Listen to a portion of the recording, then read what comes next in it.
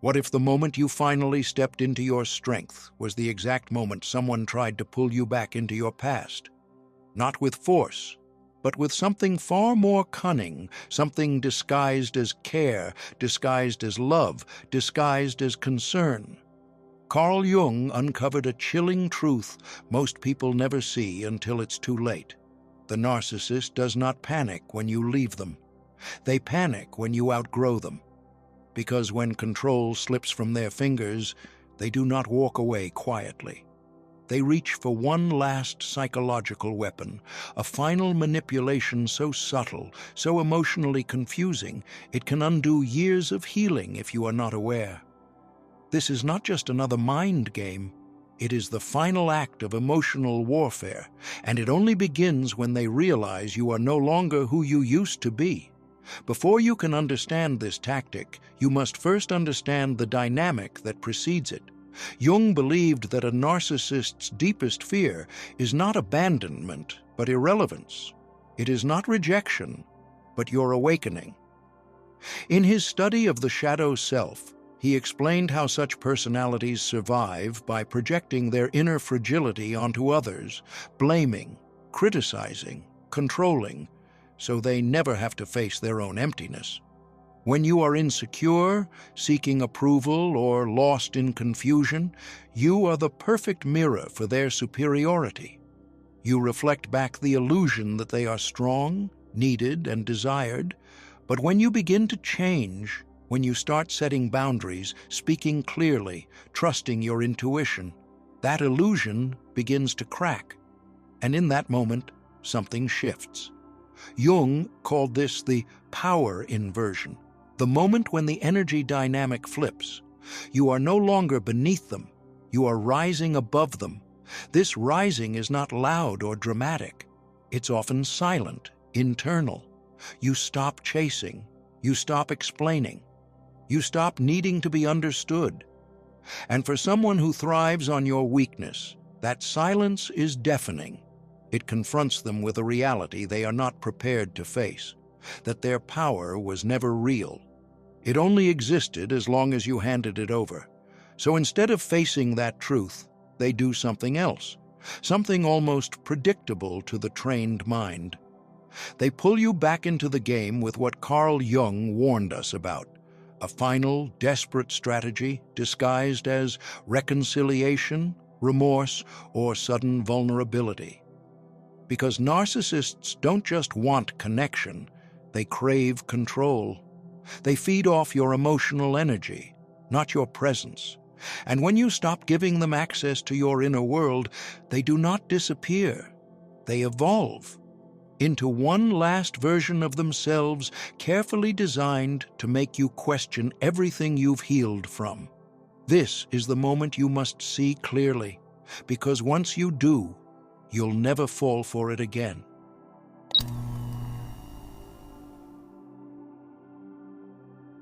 There comes a moment in your healing when the game changes, and not just for you. It changes for them, for the one who once fed on your confusion, your doubt, your desperate search for validation. Carl Jung called this the turning point of the soul, where your inner light begins to outshine the very shadow that once consumed you. And this, for the narcissist, is not just uncomfortable, it is terrifying. Because when you begin to individuate, when you stop orbiting their needs and begin centering your own, their illusion of control begins to fracture. And nothing threatens the narcissist more than the collapse of the illusion they so carefully built. Jung described a phenomenon he called psychological projection warfare, a final, desperate tactic used by those whose egos are inflated and fragile. Narcissists, when they sense your growing autonomy, do not simply retreat. They go to war. But this is not a war of swords. It is a war of symbols, of identity, of perception. The narcissist does not attack what is broken in you. They attack what has healed. They no longer criticize your flaws. They now undermine your strengths. At first, it sounds like concern. You've changed. they'll say, voice dripping with disappointment. You used to be kind, now you're just distant. You used to be easygoing, now everything's a fight with you. You think you're better than everyone else now. And because you are still new to your own strength, still fragile in your self-trust, these words shake something loose in you. You begin to doubt what you've earned. You begin to wonder, am I becoming someone I won't recognize? Jung warned us, this is the moment of crisis in the individuation process, not when you are weak, but when you are rising. Because rising disrupts the dynamic, the narcissist can no longer extract energy from you as easily, and so they strike at the core of your transformation. They do not want you to go back to who you were. They want you to become ashamed of who you're becoming. This tactic has a name. Jung called it strength shaming. It's a dark inversion of projection, where your healed traits are reframed as flaws. Found your voice? They'll call it aggressive. Set a boundary? You've become cold, cultivated confidence. Now you're arrogant. This is no accident. It is surgical. It is precise. They know exactly what parts of you are still tender, still unsure, still becoming. And they aim right there. Because if they can make you abandon your own growth, they win without ever lifting a finger. But the deepest danger lies not in their words, but in your unconscious agreement with them. That hidden voice within you, the one that still longs to be loved, still fears rejection, starts whispering, maybe they're right. This is what Jung meant when he said the enemy is never just out there. It is also within. The inner saboteur joins forces with the outer manipulator. And if you're not awake, not grounded, in the truth of your transformation, you will begin to sabotage yourself on their behalf. That's the real trick, not the insult, not the accusation, but the seed of self-doubt they plant inside your healing, the shame of no longer being who they needed you to be, the guilt of choosing yourself. And that's what makes this stage so critical. Because what you do next determines whether you complete your transformation or collapse back into the old self they once controlled. Carl Jung's wisdom reminds us the shadow always fights back hardest when the light starts to rise. Your job is not to fight them. Your job is to stay anchored in the truth of who you are becoming, to recognize projection as a mirror of their fear, not your failure, and to refuse at all costs to apologize for your healing. Because what they fear most is not your aggression, it is your clarity, not your distance. It is your sovereignty, not your pride. It is your self-love. And once you see this clearly, their power dissolves like mist in sunlight. Hold that line, because the next move they make might be their most desperate one yet.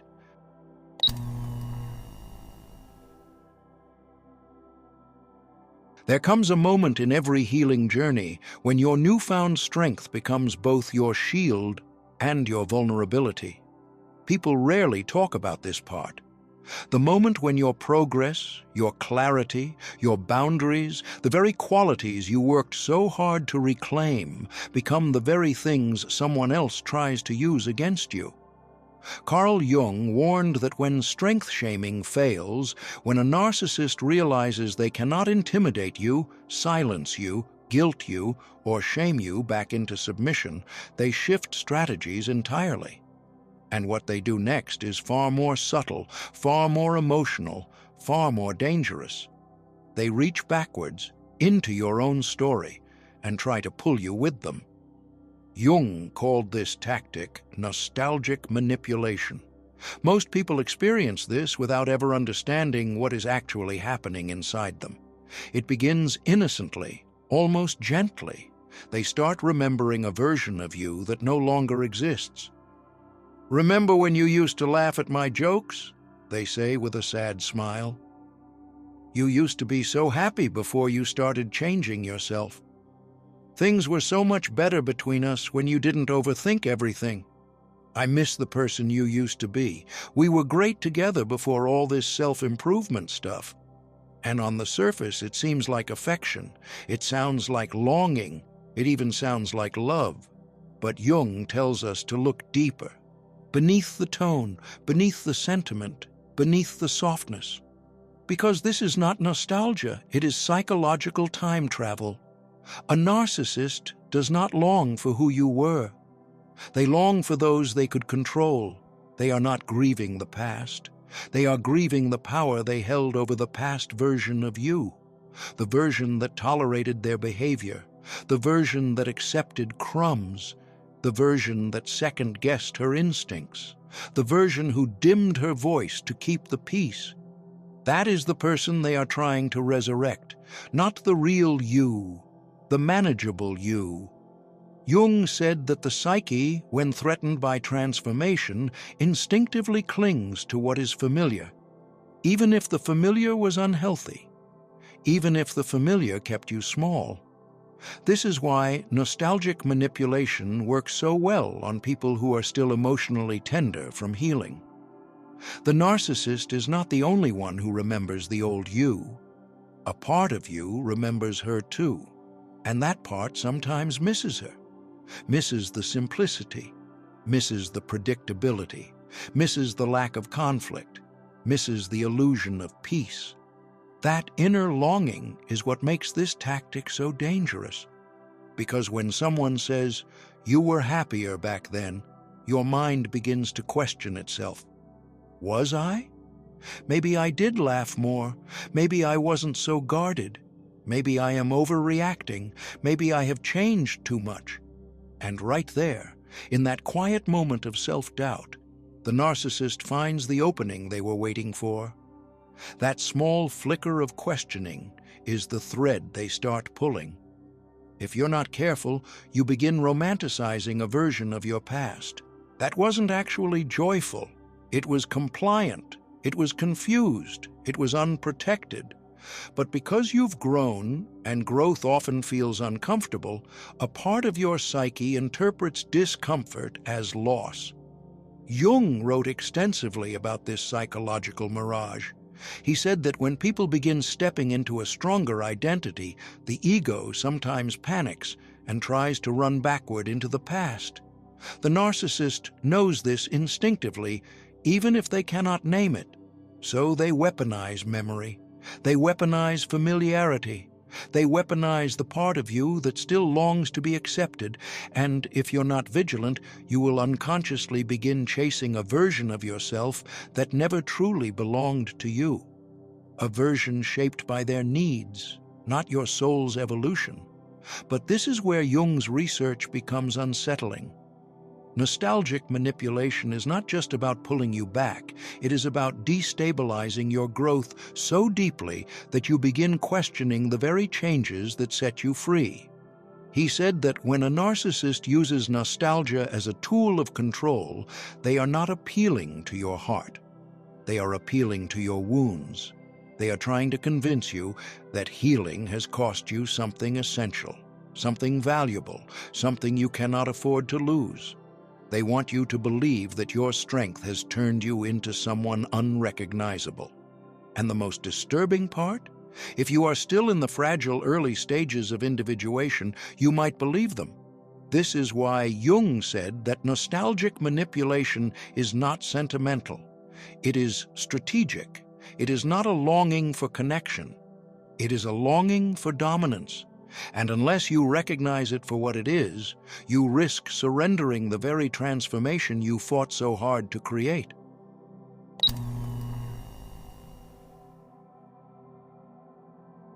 There is a moment in your awakening, right after you've grown stronger, steadier, more rooted in your truth, when the very person who once minimized your pain suddenly collapses into theirs.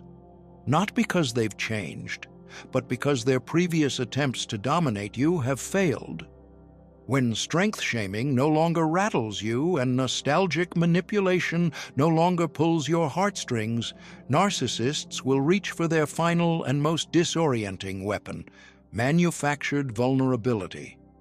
Carl Jung observed this with great clarity. He warned that narcissists possess an uncanny awareness of your deepest emotional compass, especially your empathy. And when they sense that your soul is no longer bending, they shift from aggression to victimhood.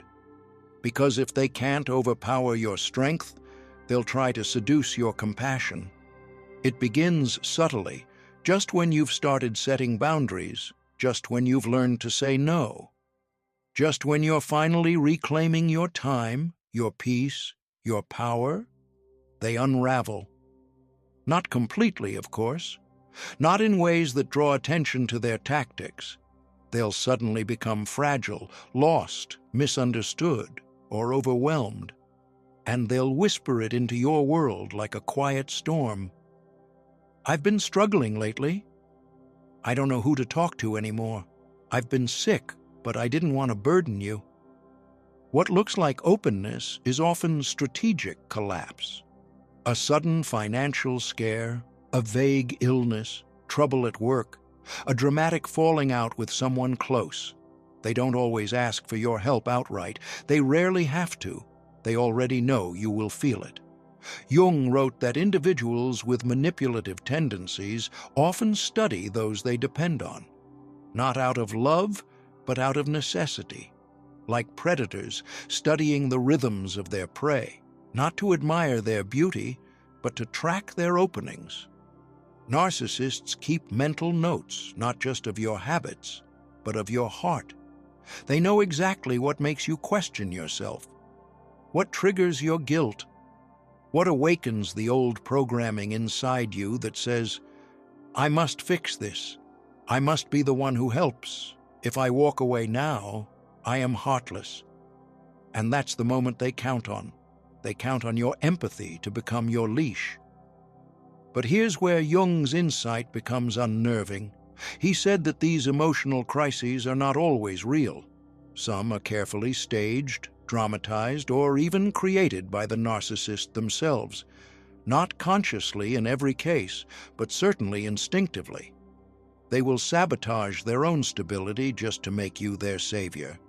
They will provoke the fallout, then play the victim of its consequences.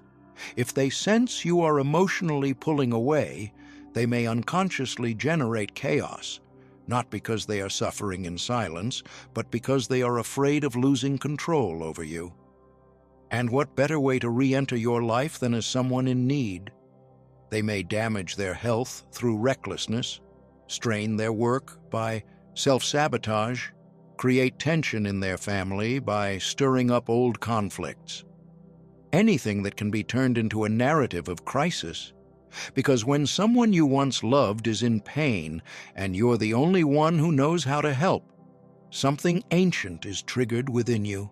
The healer, the caretaker, the fixer. And before you realize it, the boundary you held yesterday begins to bend. Jung understood that the psyche is deeply vulnerable to guilt, especially the guilt that comes not from wrongdoing, but from disconnection. When you've been emotionally enmeshed with someone for a long time, walking away can feel like betrayal, even when staying meant abandoning yourself. Narcissists know this. They don't need to ask you to come back. All they need to do is bleed at the edge of your awareness and trust that your heart will do the rest. And here lies the sinister brilliance of it all. This tactic works because you're good, because you're kind, because you're loyal, because you don't want to see anyone suffer. But Jung reminds us, true healing means learning the difference between compassion and compliance, between empathy and self-erasure. You can care without rescuing.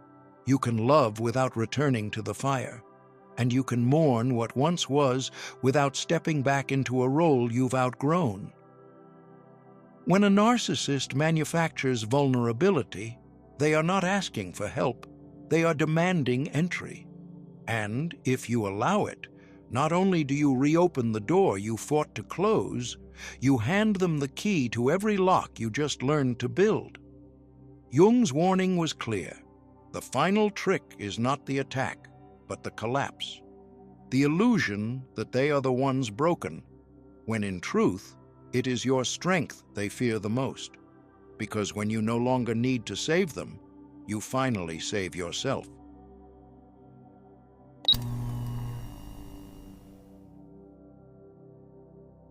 There comes a moment in every healing journey where the test isn't whether you see the manipulation, but whether you can resist being pulled into it one last time. When you've become too strong to be guilted and too clear to be confused, the narcissist no longer aims to shake you with chaos. Instead, they try to break you with need. According to Carl Jung's research, this serves a precise dual purpose. First, it lures you back into the old familiar identity of the caretaker, and second, it reassures them that they still hold power over your heart. But Jung warned that beneath this surface manipulation lies a darker truth. They don't merely want your support, they want your surrender. Not just your presence, but the very essence of the strength you've reclaimed. This is where the manipulation turns spiritual. Because the narcissist isn't just asking you to do something, they are asking you to become someone again, the version of you who abandoned yourself to keep the peace. The version of you who said yes even when your soul whispered no. Jung observed that narcissists are remarkably skilled at identifying what you value most. They don't attack your weaknesses. They target your growth, the boundaries you fought to build, the clarity you bled to reach, and they ask you to tear it all down, voluntarily. It sounds innocent at first. I know you don't usually lend money, but this time is different. I know you said you needed space, but I really need you right now. I know you're trying to focus on yourself, but couldn't you just help me? This once? These phrases may appear small, even sweet, but Jung believed they carry a hidden command. Each, just this once, is not a request. It's a slow erosion, a symbolic test. Do I still matter more than your healing? Do I still outrank your self-respect? Can I still bend your will if I wrap my needs in enough sorrow? And if you say yes, especially after all the inner work you've done, it's not just a favor, it's a fracture. A return to the unconscious contract you've been trying to break, that your worth is measured by how much of yourself you can sacrifice. Carl Jung emphasized that these moments are thresholds, crossroads of consciousness. You're not just responding to a situation. You're being asked to betray a new version of yourself in order to soothe an old dynamic that no longer serves your life. The tragedy is, this tactic works precisely because you are a good person, because you care, because you don't want to seem cold or unkind. The narcissist banks on your empathy, on your tendency to second-guess yourself when someone claims to be in need. But Jung reminds us there is a sacred difference between being needed and being used. And when someone only shows up in pain to test whether you'll abandon your boundaries, what they're seeking isn't love, it's control. These manipulations rarely scream. They whisper. They lean on your guilt, like an old song you thought you'd forgotten. And suddenly, you find yourself back in that invisible prison where you explain your no, where you justify your distance, where you doubt whether your growth is even real. But the truth is, these moments are the final battle of the soul. This is where you choose, the comfort of being needed or the discomfort of being free. Carl Jung taught that individuation, the path to wholeness, requires us to reclaim our psychic center. That means returning our energy to ourselves, especially when we're tempted to give it away under the illusion of kindness. He believed that those who prey on your inner light will always come disguised as those who need it most. But you must ask, why must my light be dimmed for them to survive? If you give in just once, you reinforce the very pattern that drained you. But if you hold the line, something profound happens. You send a message, not just to them, but to the universe and to your own unconscious.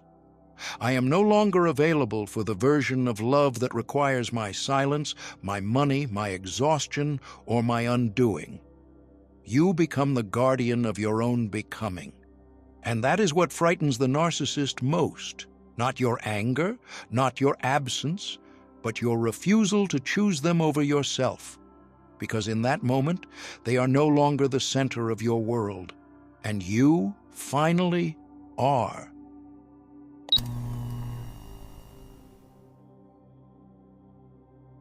There is a particular kind of test that comes not through conflict, but through closeness, a test that wears the face of crisis, need, or urgency, but hides beneath it an invitation to regress. Carl Jung spoke often of these moments, where the old dynamic returns, cloaked in something that looks like empathy, but is really an ancient lure. When a narcissist senses that you have grown beyond their reach, they do not always react with rage or silence. Sometimes they reach for something far more seductive: vulnerability, a trembling voice, a desperate call, a sudden confession. And if you are not deeply rooted in yourself, it will feel like love calling you home. Jung warned us that the most dangerous form of manipulation is not the obvious one. It is the one that feels real, the one that taps into your deepest instinct to care, to show up, to fix. And that is what makes this final tactic so powerful. Yes, the narcissist may indeed be facing a real crisis, but the deeper truth, Jung observed, is that they are masters of timing. They know exactly when to bring their wounds to your doorstep, when you are finally healing, finally strong, finally clear. They have others they could reach out to, other numbers in their phone, other hands to hold. But they come to you, not because you are their only option, but because you are the most likely to betray yourself in the name of compassion. This is where many fall, not from ignorance, but from empathy. And this is where Carl Jung introduced a concept that serves as both a mirror and a shield: differentiated compassion.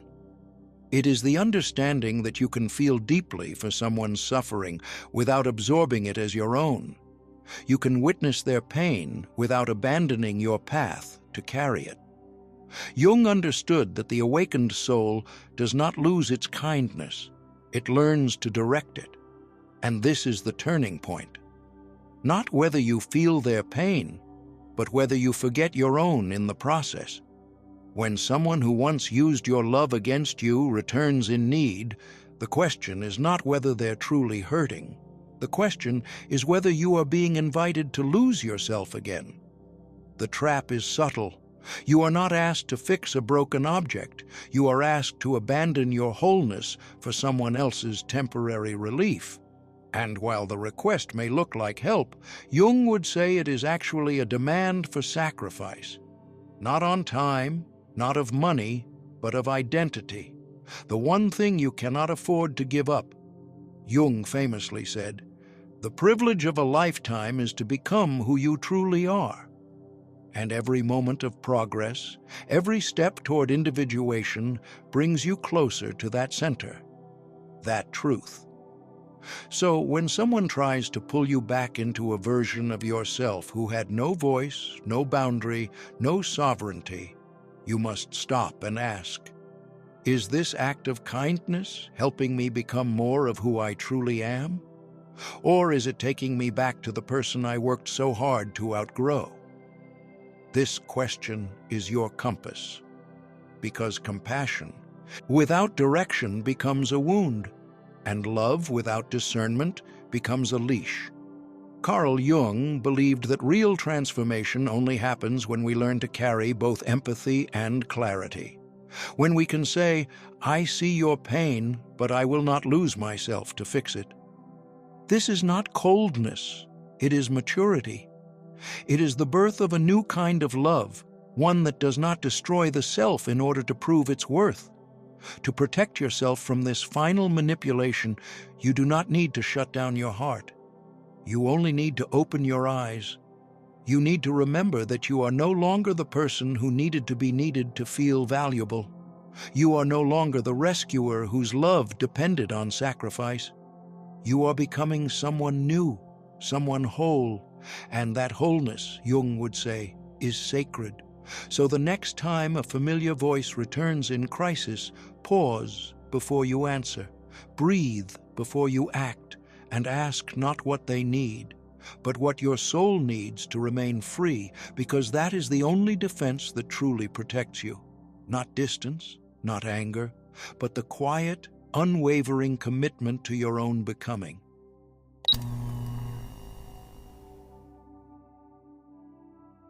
Carl Jung's final insight into the psyche of the narcissist has the power to transform not only how you see them, but how you understand your own journey toward inner freedom.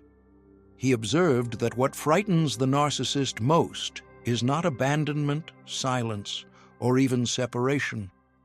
What terrifies them is your strength, because your strength stands as a mirror, reflecting back to them the very potential they chose to ignore within themselves.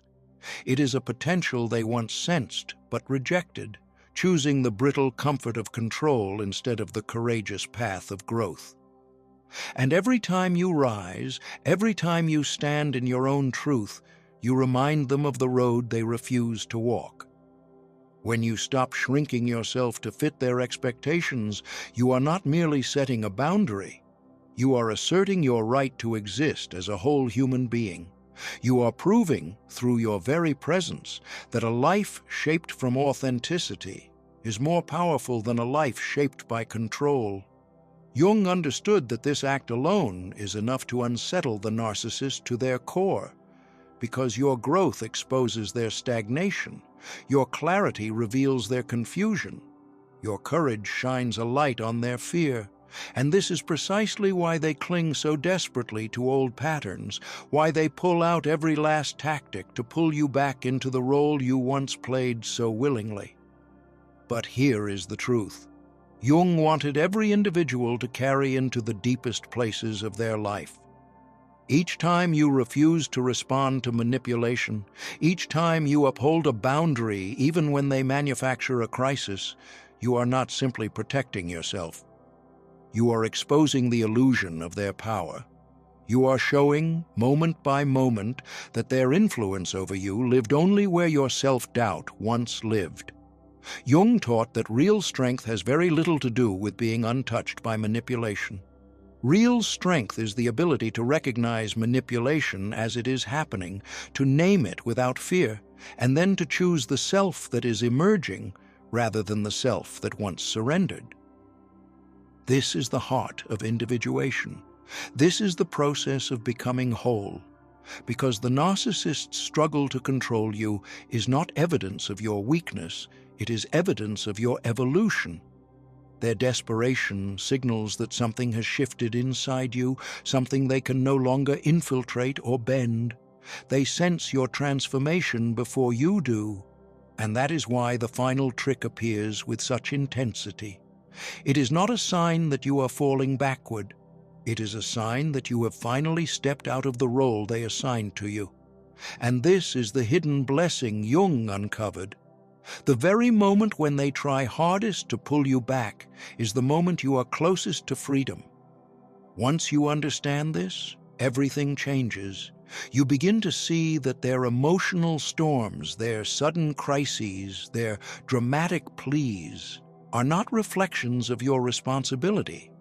They are reflections of their fear. Fear that you have awakened. Fear that you have reclaimed what was always yours. Fear that they can no longer live through your energy, your empathy, your willingness to sacrifice yourself for harmony. Jung wrote that the moment an individual refuses to be controlled, the entire dynamic collapses, because control functions only where there is compliance, and compliance ends the moment you remember who you truly are. A person with dignity, a person with inner vision, a person capable of walking away from patterns that once defined them. The narcissist's last tactic only succeeds if you forget this truth. Suppose you forget the strength you have cultivated. If you forget that the self you are becoming is far more important than the self they want you to be. But once you see the manipulation clearly, once you recognize it as a final attempt to reclaim the old dynamic, something powerful happens inside you. You no longer feel compelled to save them. You no longer feel responsible for their emotions. You no longer interpret their chaos as your calling. Instead, you stand in the awareness that their need for control is nothing more than proof of your liberation. Jung discovered that life truly begins when you stop being emotionally controllable, when you become rooted in your own inner reality, when you stop giving others the authority to define your worth, your choices, and your peace. And from this place, you see clearly that no crisis, no outburst, no moment of manufactured vulnerability is worth trading your freedom away. So, as you reach the end of this exploration, carry this final truth with you. Freedom does not come from defeating the narcissist. It comes from no longer needing their validation to feel whole. It comes from choosing your authentic self, even when someone else demands the version that served them. If today's message spoke to you, take a moment to reflect on how far you've come. And if you believe someone else needs this reminder, share it with them. Thank you for staying with me through this journey. Your healing, If this touched something sacred inside you, don't let it fade into silence. Like this video, subscribe, and turn on notifications. Your presence here is not just support, it's resonance. And if you feel moved to give back, your donation becomes a quiet but powerful gesture that helps keep this light alive for others still walking in the dark.